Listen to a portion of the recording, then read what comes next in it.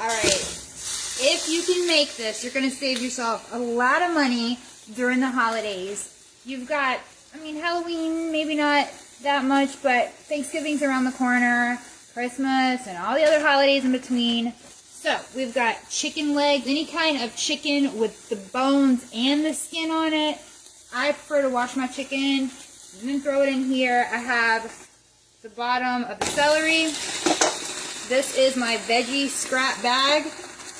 If you follow me, I keep my veggies all week while I'm cooking, and then any scraps go in a Ziploc bag, just like that, in my veggie drawer, and then I just keep restocking it. So, let's get some water going. And we're going to fill this pot up with water. Okay.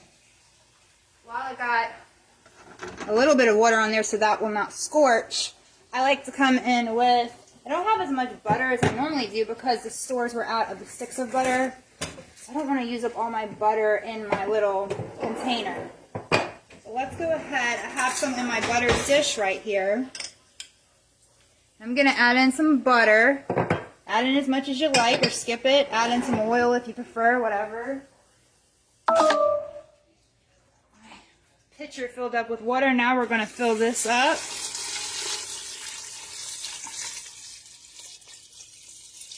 I think let's get a little bit more. A little bit more water.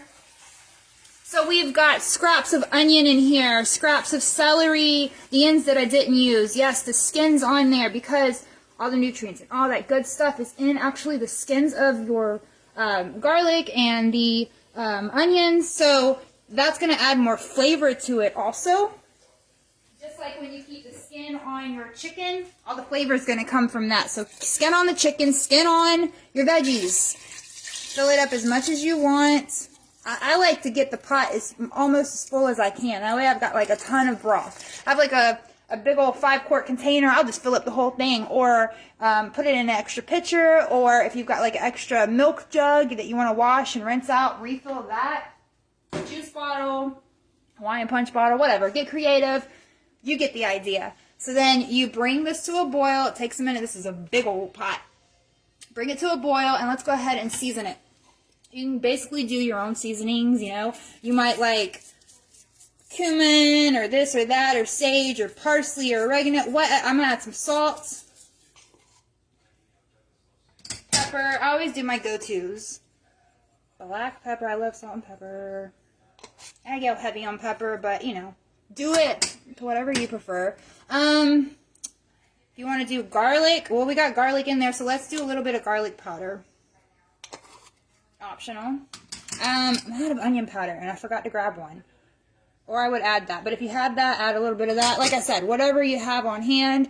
I don't have any fresh herbs, and I just came from Publix and forgot to grab parsley. So we're going to add just a little bit of Italian seasoning.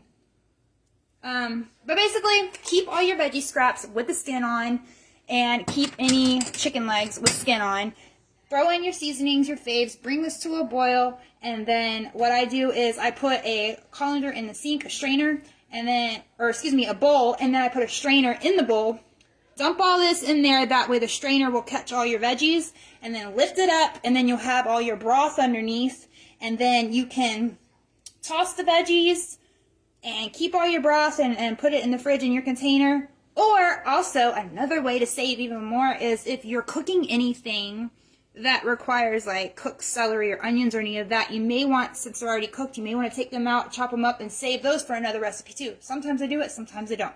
But those are just different things you can do to save yourself some money during the holidays. If you can, like, think about it. If you were just going to throw out these veggie scraps, this would be in the trash. But because you're going to repurpose this, now we have a huge pot of chicken broth that we're about to make. And on top of that, I keep the chicken too. So depending on if I'm going to use it that night, or shred your chicken and just save it for another recipe for another day. So you end up getting cooked chicken and broth and cooked veggies if you need those too. It just saves, it saves food and it saves money. If you get chicken broth around the holidays, I don't know if you even pay attention, but a lot of times around the holidays, they'll even make it go up and cost more than it normally does.